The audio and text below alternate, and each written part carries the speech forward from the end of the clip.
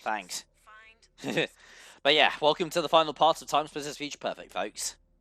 It's finally time to end this all. Alright, let's see. No. No weapons or bullets to, procure just yet. There's Crow's time machine. The crystals must be nearby. Using unrefined crystal with Crow's time machine should cause a chain reaction. I don't think they've seen me. Yeah, don't worry, I think I'm fine. I don't think they've seen me yet.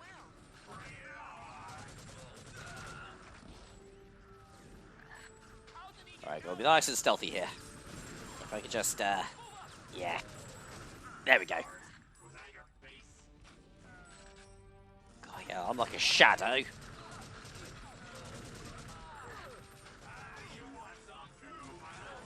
I'll probably run this joke into the ground now, so yeah, let's just go to town on these assholes. There we go. Crude design. According to my analysis, if you were to introduce raw unrefined crystal into the machine, it could cause a chain reaction. That would destroy the crystal and the time machine. That's your best shot. Excellent. We got a plan. Crystal and bring it back here. So yeah, this last level isn't really too long, to be honest. Like, yeah, it's like but basically just clearing out this room, and then we got the final boss. But yeah, first of all, we need to find the actual room with the crystal in it, which is somewhere around the outer rim. Yeah, actually, no, it's not going to be that short a part, is it? Because we've also got to do the end credits as well as my final thoughts. Okay, here we go. Took the longest possible route, but I found it. Oh, Jesus. Yeah, I do keep forgetting that these barrels can explode. Here it is. The unrefined crystal. It must have been part of a meteorite. Take the crystal back to There the we time are. machine. I've always kind of got that sneaking suspicion that the meteorite comment was meant to be like...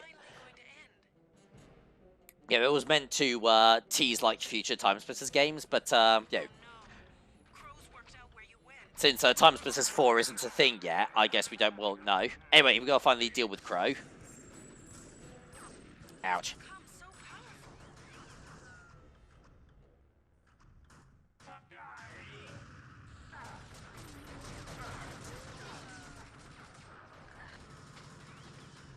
Alright, yeah, let's go grab a bit of health. And yeah, kind of similar to the previous fight. The way that we deal with Crow is basically shooting out his weapons as well as his feet, which will immobilize him and make it easier to hit his rear end, which is his weak spot.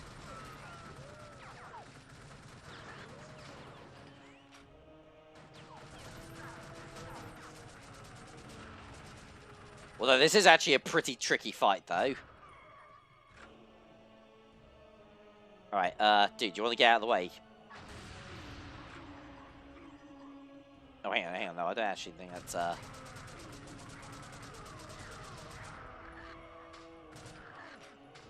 I doing damage? Hey, no, there we go. Okay, for some reason the rocket wasn't doing anything. Why did I take it off? Put it back on. Yeah, that's weird. The rockets don't do any damage. Alright, we're just gonna have to use bullets.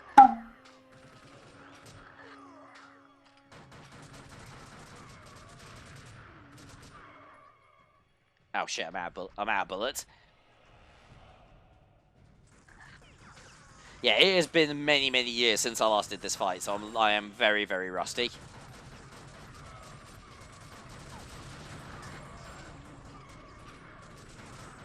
Yeah, I think you really want to focus your fire on his feet primarily, because that's what that's what primarily immobilizes him.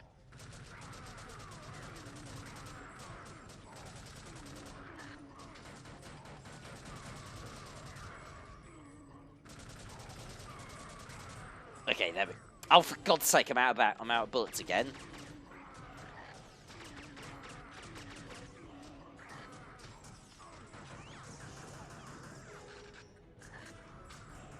It honestly might just be easier for me to just, yeah, bite the bullet and say, okay, I don't really know what I'm fucking doing here.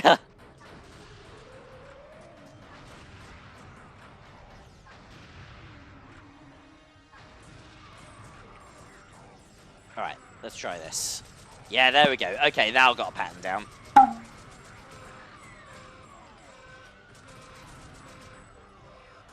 Okay, so I think it's, Oh, hang on. F. No! My Robert! Damn it! He died the way he lived, only wanting to be loved. What do I have to do to kill this guy? No idea, Cortez. Sorry. Too bad, because I could really use a hand with this guy. You know, I think I can help you on that one. You crazy? You're not trained for this sort of thing. No, but you are. What? Remember all those wormholes? Yeah? Well, what if I sent you back in time to before Crow arrives? We could create a time loop that would allow you to effectively double-team Crow. But I thought you said it was dangerous. It is. Yeah, it's also at this point in the game where the time travel element doesn't make a humongous amount of sense, but it's just so badass that I don't really care. Time travel stories don't make sense anyway, so you might as well just roll with it. No. That's right. Now, prepare to die. Maybe later. All right, nice work on you. Now to find myself. Ah, here I am. What are you doing here? I'm here to give you a hand with Crow. Crow? But Crow's not here. There we go. Stop meeting like this. So yeah. We now have both myself, and as well as R110 assisting with Crow now.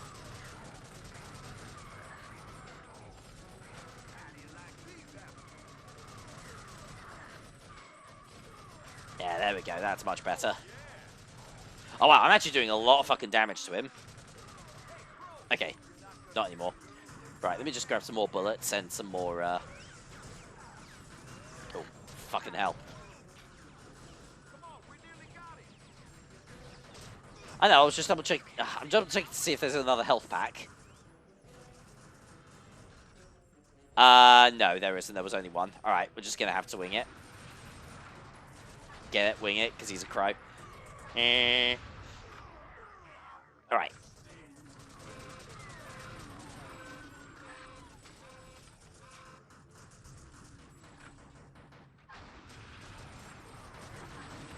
Yeah, I never actually realized, like, how effective the rockets are on his actual limbs. I really should have utilized this strategy for, like years ago. I would have had a lot of an easier time taking Crow down. And Crow is kaput.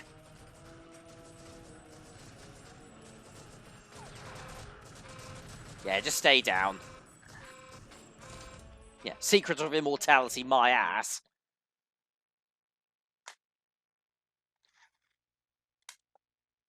And that is it. Controllers down, everybody. We have completed TimeSplitters Future Perfect.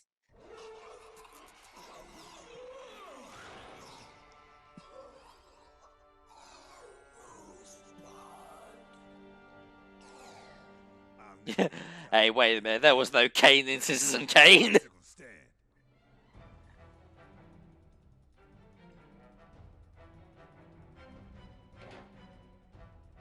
Set all levels to maximum.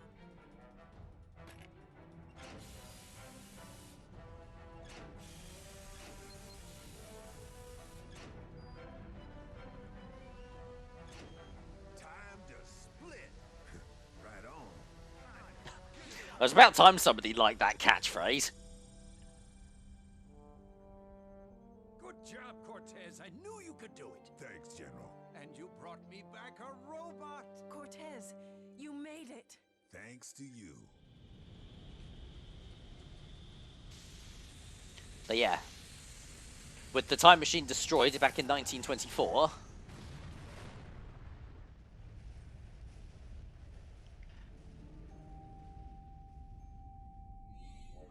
and the source of the time crystals destroyed, there is no time travel. Not the robot. And yeah, R110 has to go back to his time period.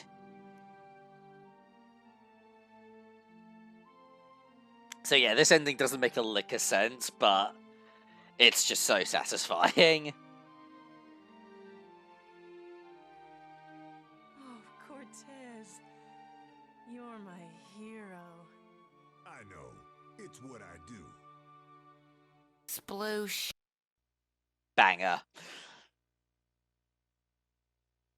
Absolute banger.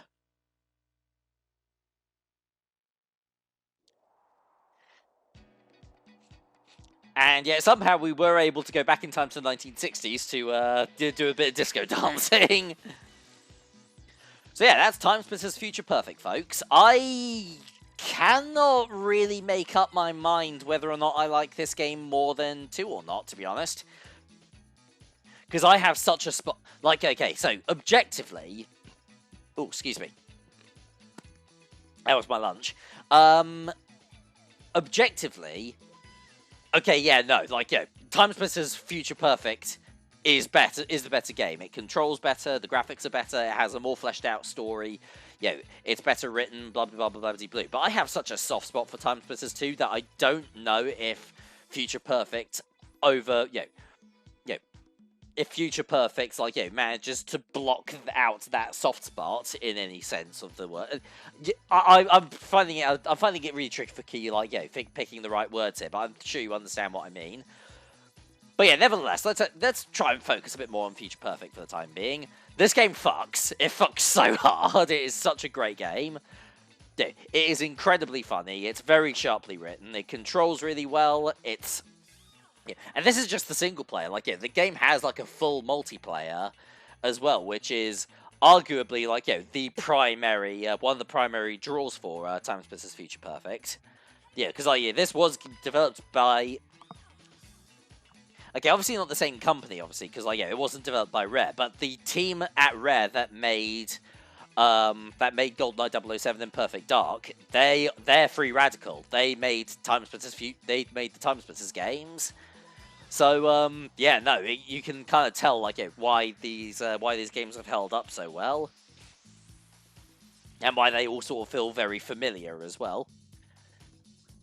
But, yeah, needless to say, yeah, the game definitely takes a lot of inspiration from, I would argue, from Halo, though, in regards to the way it controls. Because, like, yeah, TimeSplitters 2 is a bit more Perfect Darkish, like, in the sense that as long as you're kind of facing the right direction, you're going to fire on your enemies, whereas in this game, it has a bit more actual sort of fine manual aiming.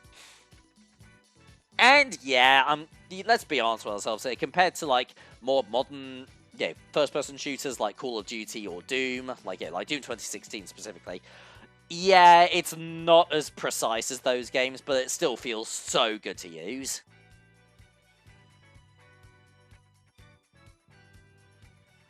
But yeah, I think but honestly, I think like the strongest aspect of TimeSplitters Future Perfect is the humor, the characters, and the story. And yeah, even though like the ending doesn't actually make any sense whatsoever, like how can they remember a war that technically didn't happen anymore? But that's neither here nor there. Like that's the whole that's that whole thing of if you think too much about like time travel in video games and how time travel in itself does not make any sense. So when you put it in a story, it ostensibly makes the story not make sense. So sometimes you just gotta go with the flow. Like, yeah, I know that can really get on a lot of people's nerves, but fuck them, it doesn't get on my nerves at all. So. Oh, actually, I'll tell you what. Now we're actually at this, now we're actually at this part of the game. This song that's playing, Disco A Go Go. Some of you may have actually heard this song in a lot of different places, because there are a lot of people who have actually nicked this song and put it into their own projects. I've heard this song in, particularly this bit in particular, actually. Yeah, this bit right here. I've heard this song I've heard it in Rick and Morty. I've heard it in Arthur during Mr. Ratburn's wedding. I have heard it in it was put into Fortnite recently. I think it was even used in a trailer for like a film. Like I'm trying to remember which film though. It might have been one of the DC superhero films. I don't remember off the top of my head. I'll see if I can find out which one it is. But if I can't, then oh well.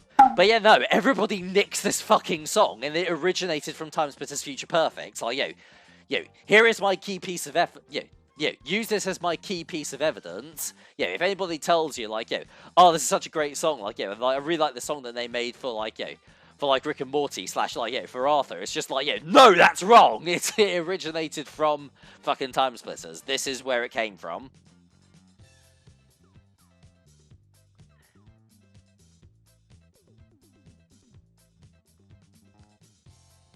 But yeah, not really much else left to say, really, to be honest. Like, it's an absolutely fantastic game. It's a bit unfortunate that it hasn't been re-released since, but no,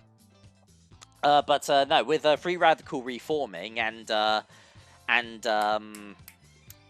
guys over at Deep Silver, like, owning the publishing rights to, actually, is it Deep? I think it's a combination of Deep Silver and THQ Nordic. They both have the publishing rights to TimeSplitters. They do want to make a TimeSplitters 4, and it might not actually be too out of the question to do for them to do an HD re-release of the original TimeSplitters games, which would be cool because I've actually never played the original TimeSplitters because it's only on PS2, and for the longest time I haven't owned a PS2. But yeah, otherwise, keep an eye out open for both TimeSplitters 2 and Future Perfect. Certainly, they're on the PlayStation, they're on PS2, they're on the Xbox, they are on the GameCube. And they typically aren't that expensive. Like, these games are pretty cheap. So yeah, certainly keep your eye open for it. And I think the credits just repeat themselves now. Yeah, they do. Yeah, he is not getting tired at all, is he? Dancing like a fucking madman. But yeah, no, I suppose, I guess that's it for TimeSplitters then, folks. Need to start thinking about what game I'm going to do next, and yeah, no, I've got an idea. I know, in fact, actually, no, I know exactly what I'm going to do next. Another old school game, one that was actually, talking of HD re-releases, one that was released in an HD collection not too long ago, actually, and yeah, let's finally get down to it. I think it's finally time to give the old plumber another look in on this channel. Our next Let's Play is going to be Super Mario 64, and I will be doing the All-Stars version, because I'm like one of like 4 people on the entire planet who actually liked the All-Stars collection, so might as well do it that way, just for ease of recording. But yeah, thank you very much for watching. I hope you guys enjoyed TimeSplitters Future Perfect. I certainly enjoyed the shit out of this game, and I shall see you next time with Super Mario 64. TTFN.